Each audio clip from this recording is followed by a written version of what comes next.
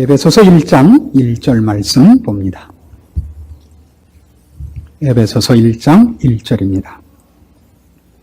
하나님의 뜻으로 말미암아 그리스도 예수의 사도된 바울은 에베소에 있는 성도들과 그리스도 예수 안에 신실한 자들에게 편지하노니 하나님 우리 아버지와 주 예수 그리스도로 쫓아 은혜와 평강이 너희에게 있을지어다. 지난주에는 우리가 그 1절에 있는 말씀, 성도들, 신실한 자들이라는 말씀을 상고했습니다. 오늘 2절에 있는 말씀, 은혜와 평강이 너희에게 있을지어다 하는 말씀을 생각하려고 합니다. 어느 서신서는 그렇습니다만은 바울이 쓴 서신서들은 다 그의 그 인사가 이 은혜와 평강으로 되어 있는 것을 보시게 됩니다. 왜 이렇게 했느냐 하는 겁니다. 우리가 보통 다른 사람과 만나서 인사할 때는 뭐라고 인사를 합니까? 옛날에 우리나라 사람들 인사는 밤새 안녕하셨습니까? 였어요. 왜 그랬죠? 밤새 사고가 많았거든요.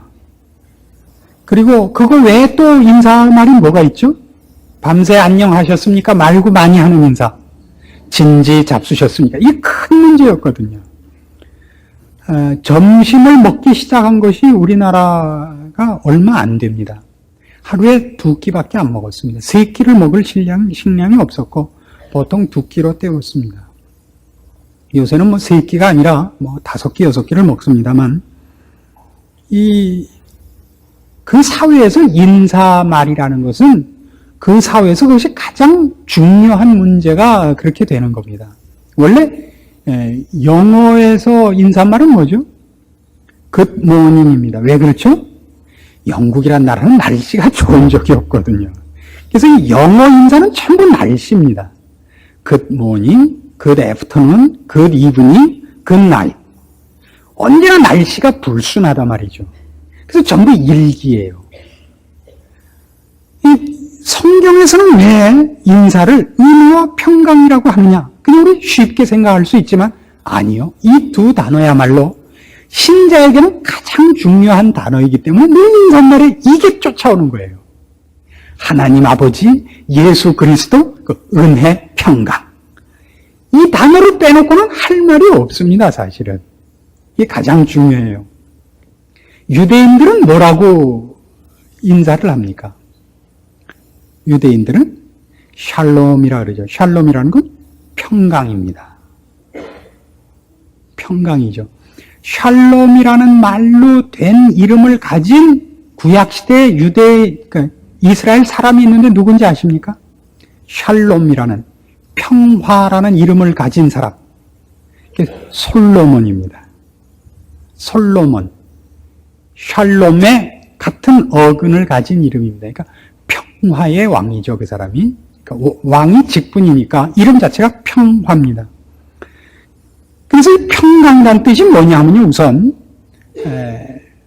우리가 보통 지금 평화 그러면 전쟁이 그친 것, 이런 공포 분위기가 제거된 것, 위협이 없어진 것, 장애가 제거된 것을 평화라고 그럽니다마는 성경 단어에서의 평화라는 말은 적대 관계가 끝난 것이 아니라 적대적 관계였던 것이 돌아서서 손을 마주 잡은 것을 말합니다.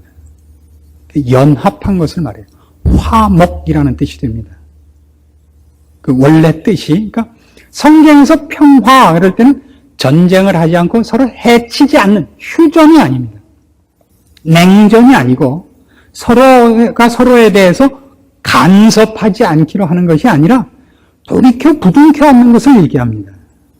그래서 이 두 단어, 은혜와 평강이라는 말이 이제 모든 신자를 향하여 사도 바울이 무슨 얘기를 하거나 무슨 권면을 하거나 무슨 얘기를 할 때든지 이 두 단어로 신자들에게 신자가 누구이며 그가 하려는 말이 무엇을 기초로 하고 있느냐 하는 것을 가장 잘 나타내는 단어로서 채택되게 되는 것입니다.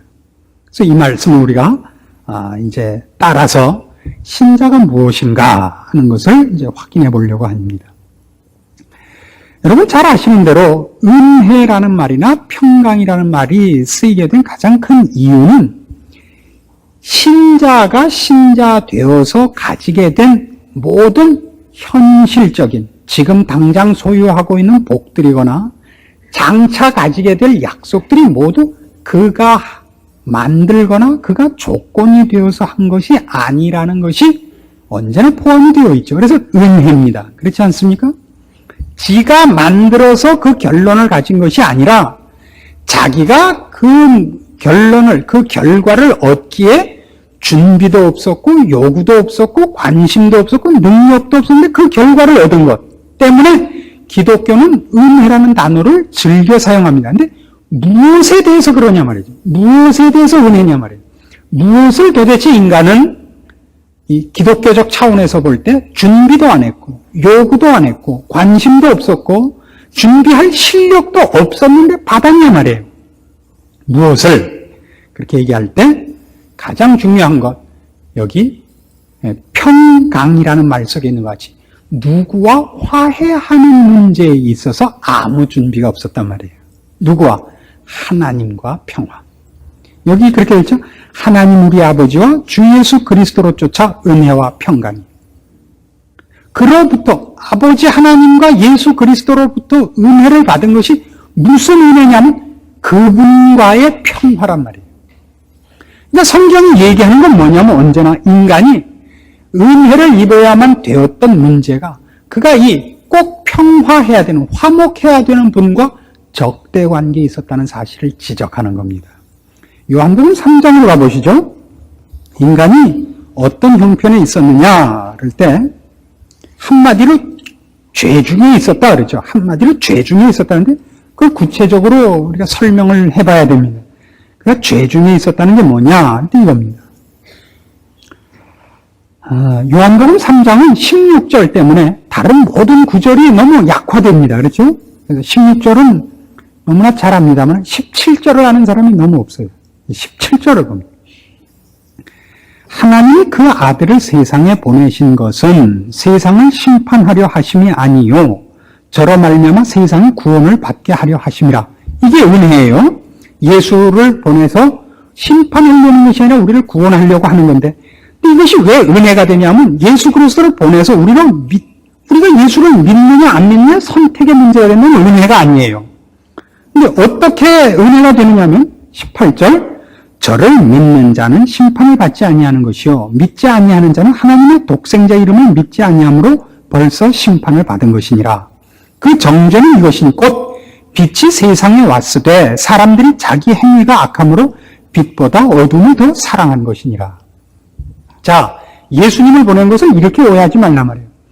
세상 사람들이 죄악에 빠졌어요. 저들을 구원할 방법이 없습니다. 스스로는 구원을 못 얻습니다. 그래서 하나님이 예수님을 보내서 예수를 믿는 자는 구원을 주고 믿지 않는 자는 이제는 할 수 없다. 지옥 가라. 한 것이 아니라고요. 왜 아니냐면 만일 그렇게 했으면 아무도 구원을 못 얻는 것이 그 정죄는 이것이 곧 빛이 세상에 왔을 때 사람들이 자기 행위가 악함으로 빛보다 어두움을 더 사랑했습니다. 사람은 모두 빛과 어두움 중에 무엇을 선택하라 그러면 나는 빛을 선택하겠다, 나는 어두움을 선택하겠다 이렇게 둘 중에 하나를 선택할 자유가 있는 것이 아니라 모두가 뭘 선택하느냐 하면 어두움을 선택하는 자들이었다고요. 그래서 예수님이 세상에 왔을 때 예수를 믿는다는 말을 깊이 이해를 해야 돼요. 예수를 선택한다는 의미에서 믿는다는 말이 아닙니다. 예수를 선택할 수 없었습니다. 예수를 선택할 수 없었던 것이 어디에서 자명하게 나타나느냐면 예수님을 이스라엘 백성이 십자가에 못 박아 죽였고 그를 따르던 제자들도 다 도망갔습니다. 예수를 믿고 선택해가지고 구원을 얻으라고 예수님을 보내는 것이 아니에요. 왜요? 인간은 빛보다 어두움을 사랑합니다. 그래서 예수님이 오자 예수님을 어떻게 했느냐면 예수님을 믿은 것이 아니라 예수님을 못 박아 죽였다고요. 바로 여기가 바로 예수님을 보낸 것이 은혜가 되는 이유가 성립이 되는 겁니다. 즉 우리는 예수를 보내도 믿을 만한 위치에 있거나 깨우침 속에 있지 않았습니다. 아무도 예수를 선택하지도 않았고 예수를 믿지도 않았고 예수 편을 들지 않았고 예수가 필요한 줄 몰랐습니다.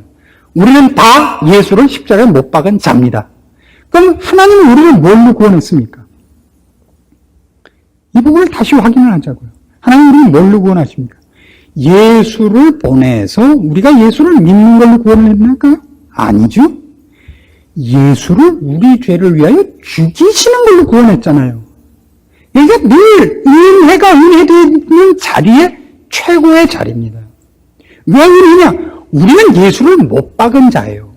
하나님은 예수를 왜 보냈느냐면 심판하러 보낸 것이 아니라 우리를 구원하기 위하여 우리의 대성물로 죽이러 보내셨다고요. 은혜는 여기 있죠. 그렇지 않습니까? 여기가 은혜가 있죠. 이 말을 혼동하지 마세요. 그래서 예수님이 우리를 위하여 죽어서 이제 우리는 자유롭게 예수를 선택해요. 죄에서 빠져나왔기 때문에 빛을 보는 거예요. 드디어. 그래서 나는 빛을 갖겠다 그래요. 나는 예수를 믿겠다 그런다고요. 예수님이 우리 죄를 위하여 죽으심으로 죄 종되었던 우리가 거듭나서 예수를 보는 거예요. 그래서 난 예수를 믿을래 그래요. 그리고 혼자서 나는 믿었어 그러고 잘난 척하는 사람이 있다고요. 어떻게 해서 예수를 알게 됐죠? 아무도 예수를 몰랐습니다. 요한복음 1장으로 가면 뭐라고 설명이 되어 있죠?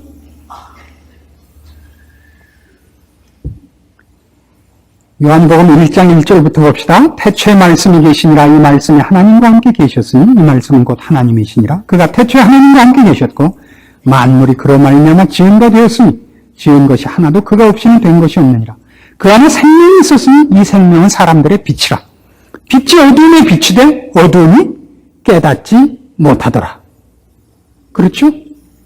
주님이 이 땅에 오셨는데 아무도 몰라봅니다. 10절 그가 세상에 계셨으며 세상은 그로 말미암아 지은 바 되었을 때 세상이 그를 알지 못하였고 자기 땅에 오매 자기 백성이 영접지 않았습니다. 자기 백성이. 여기서 자기 백성은 꼭 유대인만을 얘기하는 것이 아닙니다. 그가 이제 대속할 백성들도 그를 영접하지 않았습니다. 그래서 구원은 우리가 주님 편을 든 것으로 구원이 된 것이 아니라 주님께서 죄인인 우리가 주님의 필요성도 모르고 주를 선택하지도 않고 주님 편에 서지도 않았는데 주께서 내 죄를 위하여 죽어주심으로 내 죄를 씻으심으로 구원을 얻은 겁니다. 이게 은혜죠. 이 은혜를 입은 사람입니다. 우리가. 그래서 우리는 어떻게 됐느냐면 주 예수 그리스도께서 우리를 죄를 위하여 십자가에 죽으심으로 죄에서 벗어나서 죄종에서 벗어나서 예수가 누군지를 알게 되는 겁니다. 그래서 드디어 어느 날 주님 저는 주를 믿습니다. 저는 죄인입니다. 고백을 하죠. 그럼 내 인생 속에 실존적으로 일어나는 하나의 사건이지 그것이 근거라는 뜻은 아닙니다. 내가 주를 믿는 말이 있죠. 그렇게 하십니다. 하나님은. 예수 그리스도께서 내 죄를 씻으셔서 내 눈에 이렇게 가려졌던 것을 벗겨놓으신 셈입니다. 그래서 빛을 봅니다. 주를 봅니다. 주를 알게 돼요. 주를 안 믿을 수가 없어요. 주를 믿게 됩니다. 근데 잘못 생각하면 나는 믿었고 너는 안 믿었다 그러기 쉽습니다. 아니요. 어떻게 믿게 되었죠? 예수님께서 나를 위하여 죽으사 나를 죄의 권세에서 빼내셨기 때문에 내가 주를 믿을 자유가 생긴 겁니다. 그래서 은혜입니다. 이 부분을 여러분이 절대로 혼동하지 않으셔야 됩니다. 이게 은혜입니다. 그래서 우리는 어떻게 되냐면 옛날에 죄 아래에 있을 때는 누구의 종이었죠? 죄의 종이었습니다. 그럼 뭘만 하고 살았어요? 죄만 짓고 살았죠. 왜요? 우리가 우리의 주인이 아니니까. 죄가 우리의 주인이니까. 우리가 하는 것은 모두 죄였습니다. 그래서 누구와 불화했느냐면 하나님과 불화했죠. 아니 어떤 의미에서는 하나님은 있는 줄도 모르고 살았죠. 죄만 있는 곳에서 살았으니까. 그러다 이제 벗어나서 누구와 화목을 하느냐면 하나님과 화목을 합니다. 누구와 불화하게 되죠? 죄와 불화합니다. 세상과 불화합니다. 그래서 예수를 믿으면 평안한가요? 골치 아픈가요? 골치 아프죠. 그래서 성경은 두 표현을 씁니다. 내가 너희에게 무엇을 주러 온 줄로 생각지 말라. 화평을 주러 온 줄로 생각지 말라. 마태복음 10장입니다.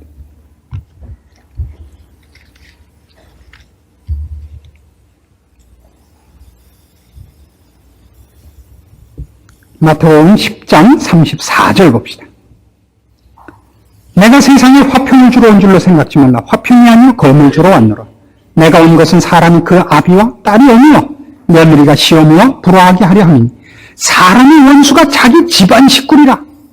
아비나 어미를 나보다 더 사랑하는 자는 내게 합당치 아니하고 아들이나 딸을 나보다 더 사랑하는 자도 내게 합당치 아니하고 또 자기 십자가를 지어 나를 쫓지 않는 자도 내게 합당치 아니하니라. 검을 주러 왔대요. 예수를 믿으면 누가 평안하다 그래요. 그러나 우리가 본 오늘 본문은 뭐라고 했어요? 은혜와 평강이라 그랬죠. 이게 누구와 비교할 때냐예요. 누구와는 평화? 하나님과는 평화. 누구와는 불화? 세상과는 불화. 옛날에는 어땠어요? 세상과는 평화. 누구와는 불화? 하나님과는 불화. 그래서 예수 믿고 여러분이 고통을 당하는 것은 어떤 때냐면 세상과 연합하지 않으려고 하는 한 불화입니다. 계속. 그렇죠. 세상과 불화예요. 왜 예수를 믿으면 평안하다고 하는데 불화가 있습니까? 왜 이런 고통이 있습니까? 예수를 믿고 세상하고 잘 먹고 잘 살라 그러니까 불화가 있죠. 그래놓고 이상하다 그래요. 이상할 수밖에요. 여기가 신자들이 많이 오해하는 대목인 것 같습니다. 우리가 예전에 살 때는 하나님과 불화했고 세상과 화평했습니다. 그런데 세상과 화평하면 진정한 화평이 있느냐 하면 없습니다. 세상은 참 이상한 데입니다. 에베소서 2장으로 가시면 이 세상과 세상을 사는 사람들에 대한 설명 중에 아주 대표적인 설명을 만납니다. 에베소서 2장입니다. 1절 말씀부터 봅니다. 너희의 허물과 죄로 죽었던 너희를 살리셨도다. 그때 너희가 그 가운데서 행하여 이 세상 풍속을 쫓고 공중의 권세 잡은 자를 따랐으니 곧 지금 불순종의 아들들 가운데서 역사하는 영이라. 전에는 우리도 다 그 가운데서 우리 육체의 욕심을 따라 지내며 육체와 마음에 원하는 것을 하여 다른 이들과 같이 본질상 진노의 자녀이었더니 긍휼의 풍성하신 하나님이 우리를 사랑하신 그 큰 사랑을 인하여 허물로 죽은 우리를 그리스도와 함께 살리셨고 너희가 은혜로 구원을 받은 것이라 이렇게 괄호까지 쳐놨어요. 그죠? 또 함께 일으키사 그리스도 예수 안에서 함께 하늘에 앉히셨다 그럽니다. 옛날에 어쨌다고요? 허물과 죄로 죽어 있었어요. 죽어 있었다는 건 여기서 하나님을 모르는 상태에 있었다고요. 하나님을 불화할 것도 없어요. 어떤 의미에서는. 하나님은 통 모르고 살았으니까. 근데 그때는 어떻게 사느냐 하면요. 불신자들, 하나님 모를 때는 이 세상 풍속을 쫓는데 이 세상 풍속은 불순종입니다. 그 원리가. 불순종이라는 건 여기서 뭐냐면 아무도 아무에게 지배를 받지 않고 아무도 남과 타협하지 않습니다. 모두 자기가 신이고 자기가 왕입니다. 모두가 자기가 왕이에요. 그래서 그 상절에 있는 식으로 얘기하면 전에는 우리도 다 그 가운데서 우리 육체의 욕심을 따라 지내고 육체와 마음이 원하는 것을 해요. 다 지가 하고 싶은 대로 살아요. 자기가 하고 싶은 걸 다 하고 남보고는 자기가 하는 일을 돕기만 하라 그래요. 자기 명령을 따르기만 하라. 모두가 자기가 신이고 상대방은 뭐예요? 신하라 그래요. 모두가 그렇습니다. 그래서 어느 나라나 그렇다 그래요.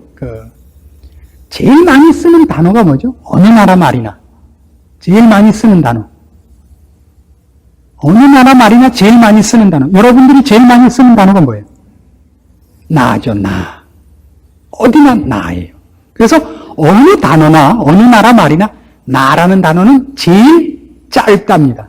우리 같으면 나, 영어 같으면 I, 독일어 같으면 ich, 다른 나라 말은 모르죠. 다 한음절인데 일본어만 한음절이 아니다 이거예요. 그래서 일본 말이 제일 못하다는 거죠. 제일 많이 써야 하는 말이 기니까 와다구시. 나 하는데 상대방은 가잖아요. 언제 그렇잖아요. 그래서 이제 그 못하다는 거예요. 덜 진화했다는 건데 누구 말이나 가서 들어보세요. 다 말이 뭐죠? 제일 많은 게 나죠. 내가예요.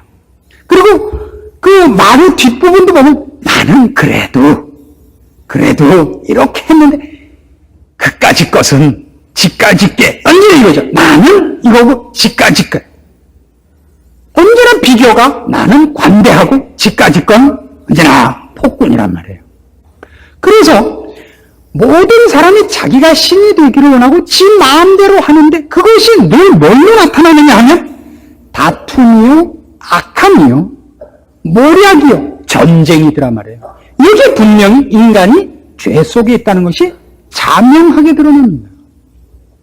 어느 인간도 어느 인간과 평화하지 않습니다. 이런 말이 있죠.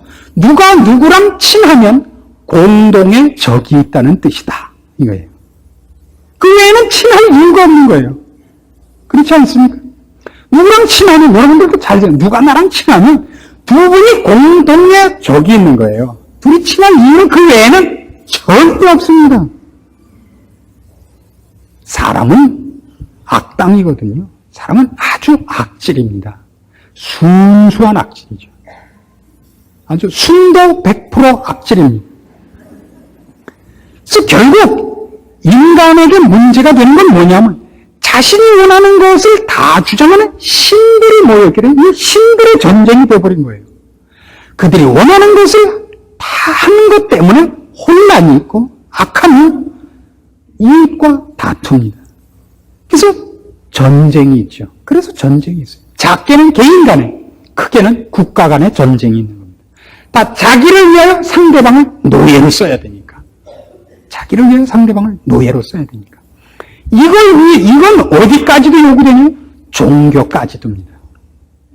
인간이 만든 모든 종교는 그 종교가 뭘로 쓰이느냐 하면 이 신이 신된, 주인된 자기가 할 줄 모르는 능력을 갖고 있는 신들마저도 자기 부하로 삼고 싶은 거예요. 무슨 주문을 외우거나 무슨 재물을 갖다 주면 꼼짝없이 내 말을 들어야 되는 거예요. 그게 종교예요. 인간이 만든 모든 종교가. 자기가 가서 무릎 꿇는 신이 없습니다. 인간은 언제나 자기가 신입니다. 무슨 제사를 드리고 무슨 의식을 하고 가서 어떻게 엎드리고 무슨 쇼를 할지라도 결국은 다 그 신이 이런 절차에 의해서 내 욕심을 이루어주는 내 신하에 불과합니다. 인간의 못된, 죄악된 성품이죠. 그러나 기독교는 우리에게 무엇을 가르쳤느냐 하면 우리가 피조물인 것과 우리를 만든 주인, 우리의 아버지가 있는 것을 깨우칩니다. 그것을 깨우쳐서 우리 보고 믿으라는 것이 아니라 하나님의 크신 은혜로 이것을 먼저 우리에게 알려주십니다. 하나님을 외면하고 자기가 신이라고 방자하게 사는 우리에게 하나님께서 호의를 갖고 계시며 사랑하시며 그런 우리를 구원하시기를 기뻐하사 희생을 치르십니다. 그래서 은혜죠. 그러니까 기독교가 은혜라는 단어를 쓰는 것은 늘 무엇을 확인시키느냐면 내가 누구인가가 가장 잘 드러나는 단어로서 쓰이는 겁니다. 내가 누구인가? 내가 누구인가? 은혜라는 단어가. 그런데도 지금 우리들에게서 은혜가 어떤 단어로 쓰이죠? 은혜를 구하러 온다는 말 자체가 뭐죠? 그것도 또 내 욕심을 채우기 위한 기독교적 용어에 불과해졌어요. 그 내용은 어디 가고 은혜라는 말로 하나님을 이제는 속이려고 드는 거예요. 은혜를 구하러 왔습니다. 무슨 은혜인데요? 이번에 우리 자식을 붙여달라 이거죠? 은혜가. 내가 누구냐가 없어요. 아직도 내가 내 인생과 내 결정은 신이고 왕이에요. 폭군이에요. 하나님마저도 글쎄 감사임금 드릴 테니까 기도해 드릴 테니까 내 말을 들어라 해요. 이건 안 되는 겁니다. 그래서 바울은 언제나 신자를 향하여 무슨 권면을 하거나 무슨 약속을 하거나 무슨 설명을 하거나 신자들의 신자된 것을 가장 정확히 찌르는 단어로 은혜라는 단어를 쓰는 겁니다. 은혜. 우리가 얼마나 완악했으며 우리가 누구며 우리가 어떻게 주인 노릇을 하면 안 되고 우리가 엎드려야 되는 존재인가. 그래서 이 성경이 요구하는 우리 기독교 신앙에 대한 표현들은 보면 은혜라든가 믿음이라든가 되게 잘 보세요. 순종, 인내, 충성 이런 단어들로 기독교 신앙이 언제나 대표됩니다. 훨씬 능력, 행복, 기쁨, 승리라는 단어는 훨씬 2차적입니다. 왜요? 그것들은 자칫 잘못하면 하나님과 나와의 관계성이 무시된 단어로 쓰일 수 있기 때문입니다. 이걸 늘 조심하셔야 됩니다. 우리가 먼저 하나님 앞에 엎드린 피조물로서 그의 사랑과 베푸시는 은혜와 자비와 긍휼을 입고서만 존재하는 사람으로서의 자기 위치를 안 놓쳐야 됩니다. 그리고 이 은혜가 우리를 어디로 끌고 간 거예요? 우리의 행복이라든가 세상에서의 어떤 욕망이라든가 우리의 꿈을 이루는 것이 아니라 하나님과 연합시키는 대로 끌고 간다는 것을 언제나 안 놓쳐야 됩니다. 하나님과 연합입니다. 고린도 후서 5장으로 가보십시오.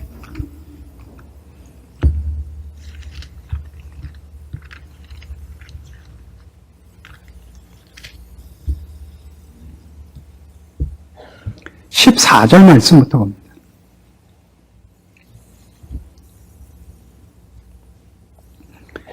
고린도 후서 5장 14절입니다. 그리스도의 사랑이 우리를 강권하시는도다. 우리가 생각건대 한 사람이 모든 사람을 대신하여 죽었은즉 모든 사람이 죽은 것이라. 저가 모든 사람을 대신하여 죽으시면 산자들로 하여금 다시는 저희 자신을 위하여 살지 않고 오직 저희를 대신하여 죽었다가 다시 사신 자를 위하여 살게 하려 함이니라. 확실하죠? 기독교 신앙이 궁극적으로 요구하는 것이 뭐냐면 이게 평강입니다. 그 평강은 우리 마음이 좋은 것이 아닙니다. 하나님과 화목하고 하나님과 연합하여 자기가 자기의 주인이 되고 자기의 욕심과 자기의 욕망을 이루는 자기가 신이 되는 자리에 있지 않고 이제는 다시는 자기가 자기를 위하여 살지 않고 우리를 위하여 죽으셨다 살아나신 이를 위하여 사는 피조물의 자리, 순종해야 될 자리, 쫄병의 자리로 가는 것입니다. 거기에 우리의 진정한 행복과 평화와 승리가 있습니다. 그러므로 우리가 이제부터는 아무 사람도 육체대로 알지 아니하노라. 비록 우리가 그리스도도 육체대로 알았으나 이제부터는 이같이 알지 아니하노라. 그런즉 누구든지 그리스도 안에 있으면 새로운 피조물이라. 이전 것은 지나갔으니 보라 새 것이 되었도다. 왜 전적으로 달라져요? 예수를 믿는 사람과 그렇지 않은 사람과 가장 큰 차이가 뭐냐 그러면 그 전에는 자기가 왕이고 자기가 왕권을 휘두르고 이제 우리는 순종하고 믿고 따르는 자입니다. 우리는 쫄병이지 우리가 결정을 하지 않고 우리가 계획을 세우지 않습니다. 모든 것이 하나님께로 났나니 그렇죠? 우리의 힘과 우리의 지혜로 나는 것은 하나도 없습니다. 모든 것이 하나님께로 났나니 저와 그리스도로 말미암아 우리를 자기와 화목하게 하시고 또 우리에게 화목하게 하는 직책을 주셨으니 이는 하나님께서 그리스도 안에 계시사 세상을 자기와 화목하게 하시며 저희의 죄를 저희에게 돌리지 아니하시고 화목하게 하는 말씀을 우리에게 부탁하셨느니라. 이러므로 우리가 그리스도를 대신하여 사신이 되어 하나님이 우리가 너희를 권면하시는 것 같이 그리스도를 대신하여 간구하느니 너희는 하나님과 화목하라. 하나님과 화목하라. 이것이 가장 중요한 신앙의 골자입니다. 신자의 신자된 것을 두 단어로 집어내십시오. 그러면 이제 우리는 늘 이 단어를 써야 됩니다. 은혜와 평강. 은혜를 입은 줄 아십니까? 하나님과 화목하십시오. 하나님이 여러분의 주인이 되도록 하십시오. 여러분의 뜻과 생각과 욕심을 벗어버리고 하나님이 여러분 안에서 이루시려는 일에 동참하시고 굴복하시고 복종하시고 기쁘심으로 그를 뒤쫓아가는 인생으로 여러분을 결심하십시오. 그 안에서 여러분은 마음껏 승리하실 겁니다. 많은 기적을 경험하실 것이며 여러분이 계획한 어떤 것보다도 놀라운 보람찬 생애를 걸으실 겁니다. 이것이 오늘날 너무 없습니다. 우리는 새로운 피조물 같지가 않아요. 다른 사람이 되어 있질 않아요. 은혜를 입은 사람이 아니고 하나님과 화목이 되어 있잖아요. 하나님마저도 끌어내려서 이 세상을 사는 일에 하나님을 우리의 신하로 쓰려고 드는 겁니다. 아닙니다. 우리는 그러해서는 안 되는 사람입니다. 주께서 우리를 위하여 죽으사 우리의 죄를 씻어 하나님의 자녀로 만드셨습니다. 우리의 영원한 복과 우리의 진정한 기쁨과 진정한 보람과 가치 있는 영생하는 생명을 그런 식으로는 만들어갈 수가 없습니다. 은혜를 입은 사람으로 우리의 마땅한 신앙생활의 원리들과 목표들을 점검하시고 하나님과 화목하고 하나님의 손을 잡고 살아가는 하루하루가 되기 위한 진정한 기도를 하시고 그 깨우침을 구하시고 여러분 욕심을 십자가에 파묻는 일을 매일 훈련하십시오. 이것이 신자입니다. 이것이 복된 사람입니다. 이것이 성경이 부르는 모든 신자를 향한 대표적인 두 단어입니다. 은혜와 평강이 있을지어다. 기도하십시다. 하나님 아버지 은혜를 감사합니다. 우리가 하나님의 자녀가 되었습니다. 새로운 사람입니다. 다시는 우리가 우리를 위하여 살지 않고 주를 위하여 살아야 됩니다. 우리 중에 아무도 자기를 위하여 사는 자가 없고 자기를 위하여 죽는 자도 없도다. 맞습니다. 우리가 살아도 주를 위하여 살고 죽어도 주를 위하여 죽나니 그런즉 우리가 사나 죽으나 다 주의 것이로다. 맞습니다. 바로 이 고백에 우리도 아멘하게 하여 주시옵소서. 우리가 더 이상 자기를 앞세우고 자기가 신이 되고 주인이 되어 우리 하나님을 불충하게 불경스럽게 우리의 신하로 불러내리지 않게 도와주시옵소서. 주 안에서 순종과 복종과 그리고 끊임없이 주의 말씀에 귀 기울여 지혜로운 청지기로 깨어있는 성실하고 충성된 종으로 우리의 삶을 주 앞에서 기뻐하심을 입는 신앙생활로 영위하도록 지켜주시옵소서. 결심케 하시고 깨우쳐주시고 간섭하시고 이 주께서 인정하는 발걸음으로만 우리의 인생을 꼭 붙잡으사 실족지 않게 하여 주시옵소서. 예수님의 이름으로 기도합니다. 아멘.